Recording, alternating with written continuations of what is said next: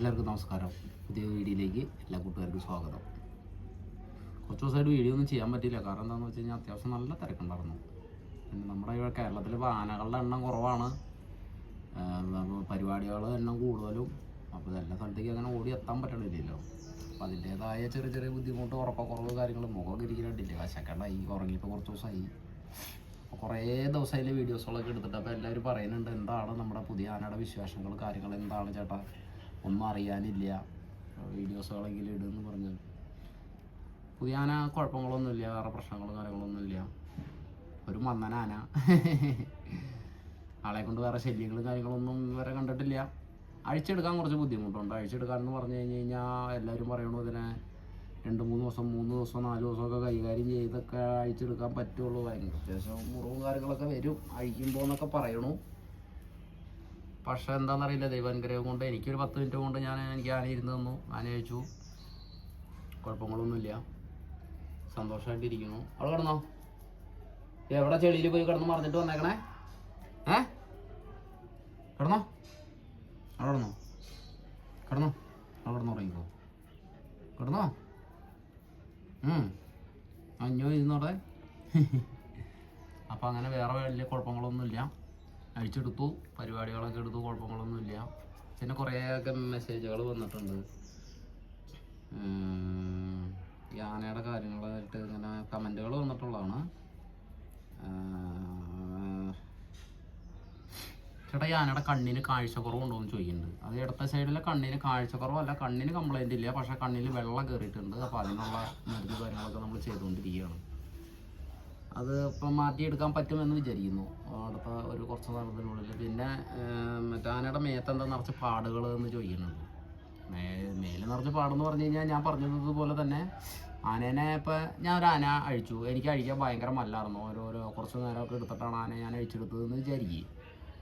അപ്പോൾ അടുത്ത ആളോട് വരുമ്പോൾ ഈ ആനക്കാരെ കെട്ടി അടുത്ത ആളോട് പറയുമ്പോൾ അതിനഴിക്കാൻ ഭയങ്കര മല്ലടോ, അതിനഴിക്കാൻ ഭയങ്കര പാടാണ്. അപ്പോൾ എന്ന് പറയുമ്പോൾ ആ ഒരു രീതിയിലാണ് ആന അഴിച്ചെടുക്കണത്. അത് വർഷങ്ങളായിട്ട് ഇങ്ങനെ കണ്ടിന്യൂസ് ആയിട്ട് ഇങ്ങനെ തന്നെയാണ് ഇപ്പോൾ ചെയ്തുകൊണ്ടിരിക്കുന്നത്. അതിങ്ങനെ അങ്ങനെ വരുന്നു, അങ്ങനെ ഇതാക്കി. ഞാൻ അങ്ങനെയല്ല, ഞാൻ ആനയുടെ കൂടെ 2-3 ദിവസമൊക്കെ നടന്നു.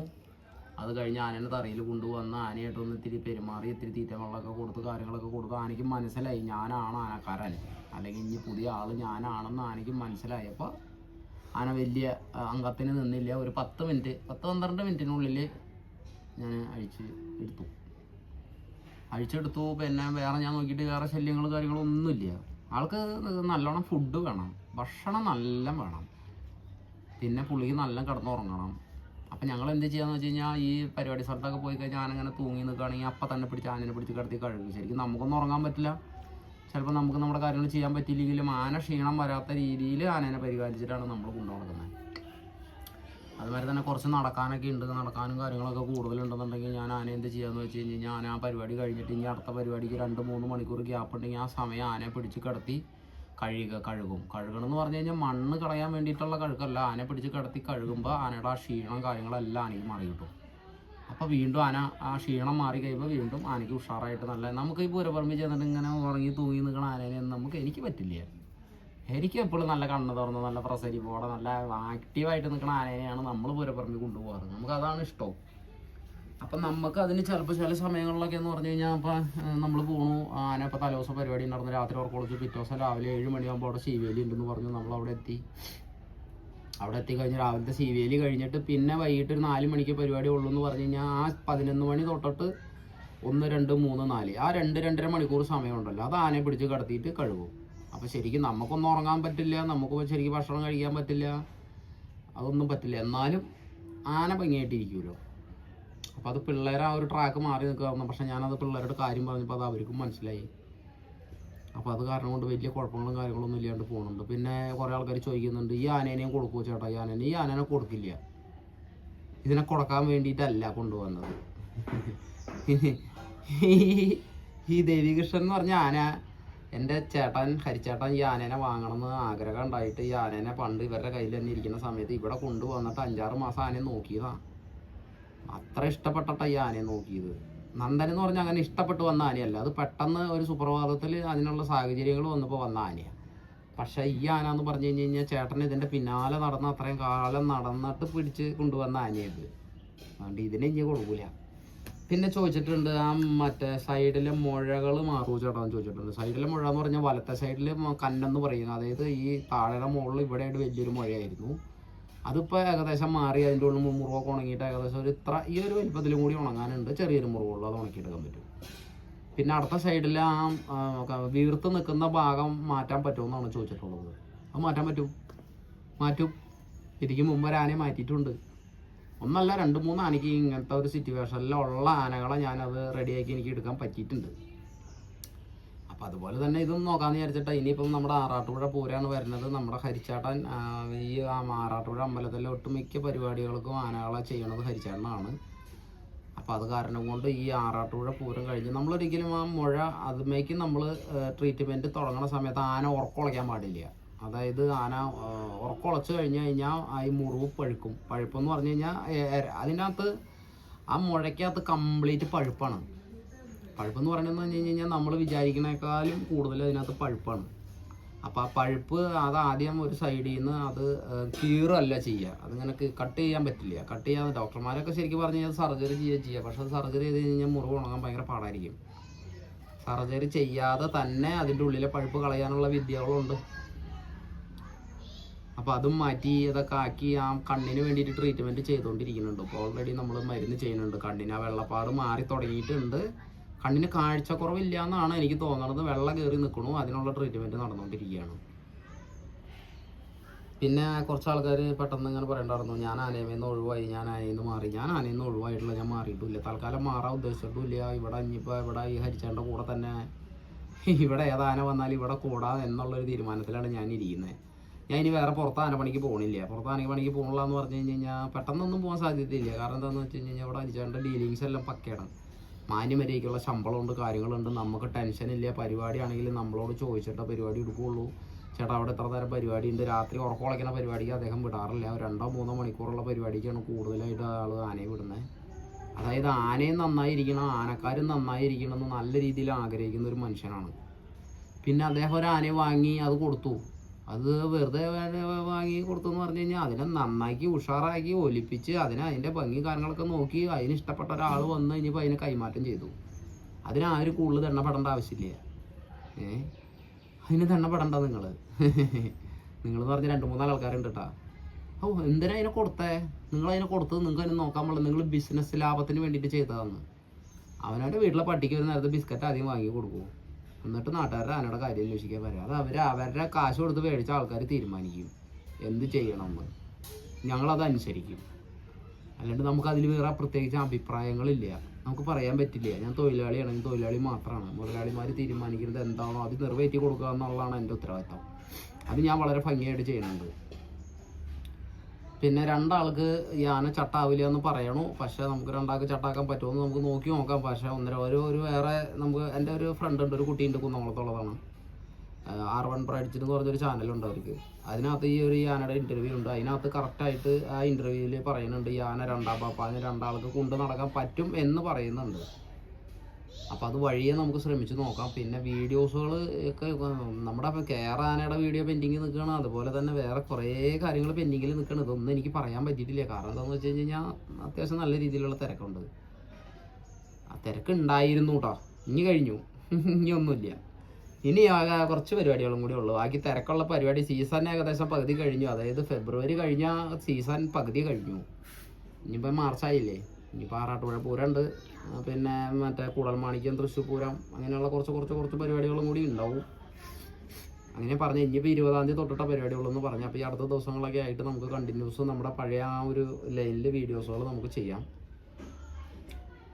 പിന്നെ ഇപ്രാവശ്യം പൂരപ്പറമ്പിൽ പോയി. എന്നെ ഒരുപാട് ആൾക്കാർ തിരിച്ചറിയുന്നുണ്ട് കേട്ടോ. വിൻചേട്ടനല്ലേ എന്ന് ചോദിച്ചാൽ തിരിച്ചറിയുന്നുണ്ട്. എൻ്റെ ജീവിതത്തിൽ ആദ്യമായിട്ടാണ് ഞാൻ എൻ്റെ ആന ഫീൽഡിലുള്ള ആൾക്കാരുകളൊക്കെ എന്നെ തിരിച്ചറിയുന്നത് എനിക്കറിയാം. ആനക്കാർ, കുറച്ച് ആനപ്രേമികളൊക്കെ എന്നെ തിരിച്ചറിയും. പക്ഷേ ഒരുപാട് ആൾക്കാർ, അമ്മമാർ, ചേച്ചിമാർ, അവരൊക്കെ വന്നിട്ട് ചേട്ടാ ഞാൻ സബ്സ്ക്രൈബറാണ് കേട്ടോ, ചേട്ടാ ഞാൻ അത് കേൾക്കുമ്പോൾ ഇല്ലേ ഒരു ഭയങ്കര ഒരു മനസ്സിനൊരു സന്തോഷമാണ് കേട്ടോ. ആൾക്കാർക്കൊക്കെ നമ്മുടെ വീഡിയോ ഇഷ്ടപ്പെടുന്നുണ്ട്. ശരിക്കും പറഞ്ഞു കഴിഞ്ഞാൽ ശരിക്കും ഒരു ചാനലിലൊരു വീഡിയോ ഒന്നും ഇടാണ്ടിരുന്നാൽ പിന്നെ ആ ചാനൽ വലിയ അനക്കൊന്നുമില്ല, പൂട്ടി പോലെ പതിവ്. പക്ഷേ നമ്മുടെ ചാനലിൽ ഒരിക്കലും ഇതായി പോണില്ല. അതായത് ഓരോ ദിവസം ചെല്ലുന്ന ആൾക്കാർ ഇങ്ങനെ കൂടി കൂടി കൂടി കൂടി വരുന്നുള്ളൂ. നമ്മൾ വീഡിയോ ചെയ്തില്ലെങ്കിൽ പോലും നല്ല സപ്പോർട്ട് ഉണ്ട് ആൾക്കാരുടെ, അതെനിക്ക് മനസ്സിലായി. എന്തായാലും ദൈവം അനുഗ്രഹിച്ച് ഇങ്ങനെ ഒരു ചാനൽ തുടങ്ങാൻ പറ്റുമെന്നോ, അല്ലെങ്കിൽ ഇങ്ങനെ ഒരു ചാനൽ, അല്ലെങ്കിൽ ഇങ്ങനെ എത്രയും ജനങ്ങളൊക്കെ നമ്മളെ സ്നേഹിക്കുമെന്നോ, അല്ലെങ്കിൽ ഒരിക്കലും ഒരു സ്വപ്നത്തിൽ പോലും വിചാരിച്ചില്ല കേട്ടോ. എന്തായാലും എല്ലാവർക്കും ഒരുപാട് ഒരുപാട് നന്ദിയുണ്ട്. അപ്പോൾ ഇനി അടുത്ത ദിവസങ്ങളൊക്കെ ആയിട്ട് നമ്മുടെ നന്ദപ്പൻ എന്നാ എപ്പോഴും വയല് വരണേ. സത്യം പറഞ്ഞു കഴിഞ്ഞാൽ ഈ ആനേനെ തന്നെ നന്ദപ്പാന്ന് വിളിക്കുന്നത് ഞാൻ. അപ്പോൾ ആന വിചാരിക്കേ എൻ്റെ പേര് അതല്ലല്ലോ. പിന്നെ പഴയ നമ്മുടെ നന്ദപ്പൻ, അവൻ ഇപ്പോൾ ഓടി നടന്ന് ഉഷാറായിട്ട് പരിപാടി എടുക്കുന്നുണ്ട്. അന്ന് ഒരു ചെറിയൊരു ഇതൊക്കെ കാണിച്ചു എങ്കിലും ആള് ഇപ്പം കപ്പക്കെട്ട് ചുമയൊക്കെ പിടിച്ചിട്ടേ ഭയങ്കര വശക്കടർന്നു, ഉറക്കുളക്കിലില്ലല്ലോ. അവ ഇപ്പം നല്ല രീതിയിൽ പരിപാടി എടുക്കുന്നുണ്ട്, കാര്യങ്ങൾ എടുക്കുന്നുണ്ട്, വേറെ കുഴപ്പങ്ങളൊന്നുമില്ല, സന്തോഷമായിട്ട് പോകുന്നുണ്ട്. ദൈവം അനുഗ്രഹിക്കട്ടെ.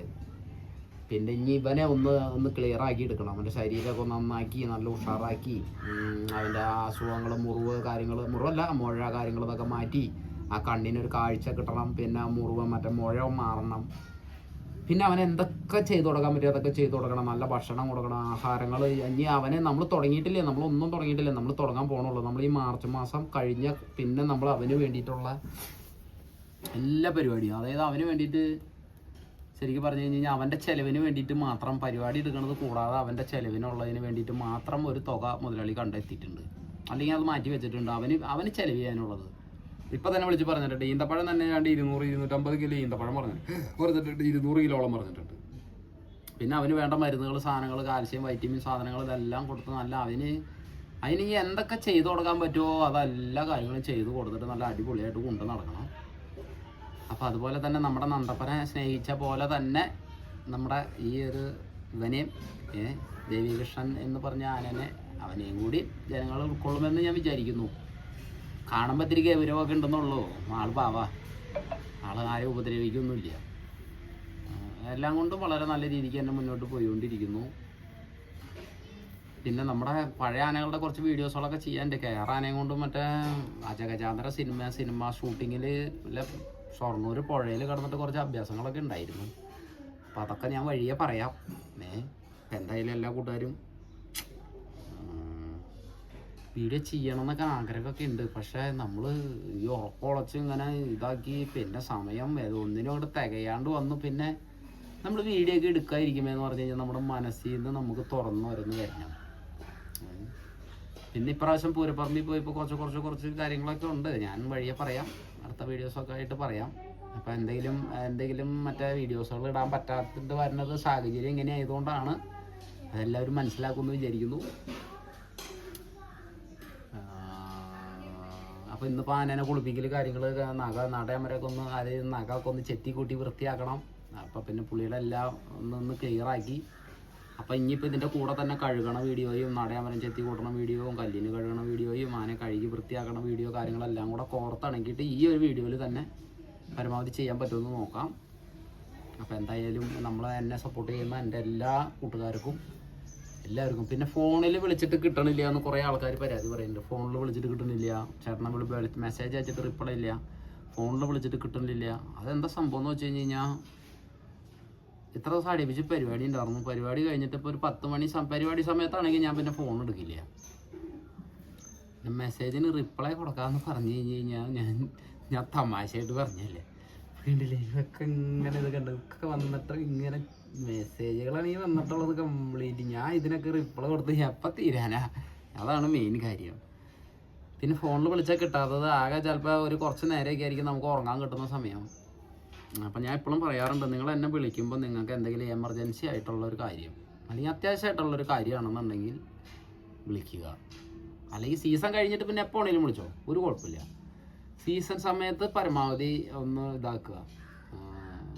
എടുക്കാൻ പറ്റാത്തതുകൊണ്ടാണ്, എടുത്ത് സംസാരിക്കാൻ പറ്റില്ല. കാരണം നമ്മൾ അല്ലെങ്കിൽ തന്നെ വിളിച്ചിട്ട് വേറെ ഒന്നും പ്രത്യേകിച്ച് പറയില്ല. എന്തുണ്ട് വിശേഷം ചേട്ടാ, ചായ കുടിച്ചോ, ചോറുണ്ടോ, പിന്നെ എന്താ വിശേഷം പറയും, നിങ്ങളുടെ വിശേഷങ്ങളൊക്കെ പറയും, കേൾക്കട്ടെ നിങ്ങളുടെ വിശേഷങ്ങൾ പറയുമെന്ന് പറയുമ്പോൾ നമുക്ക് ഓട്ടോമാറ്റിക്കായിട്ട് ഞാൻ എന്താ വിശേഷം പറയുക, ഈ ആനയും കൊണ്ട് ഇങ്ങനെ നടക്കണോ, പ്രത്യേകിച്ച് കൂടുതൽ വിശേഷങ്ങളൊന്നും പറയാനില്ലല്ലോ.